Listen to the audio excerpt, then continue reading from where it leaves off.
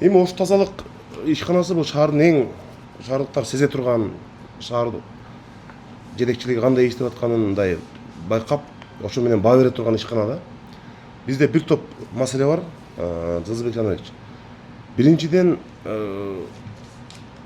Ош тазалык акыркы 4 айдан бери жанагы абоненттердин санын көбөйтүү боюнча. Азыр сиздерде жалпы 387 миңге чыкты.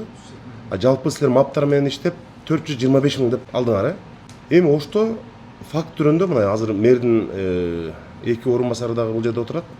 425 миң деп бергени менен биздин шаарда реалдуу калктын саны факт түрүндө андан көп. Азыр мына биз ишкерлер менен сүйлөшүп атабыз, Омар Тилипалович. Бир 850 миң деп беришет да көпчүлүгү.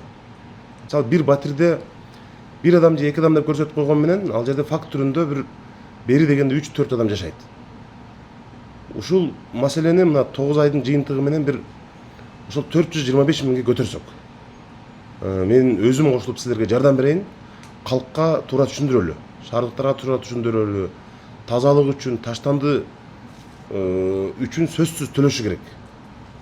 Бул биздин жарандардын, шаардыктардын мындай эң башкы милдети.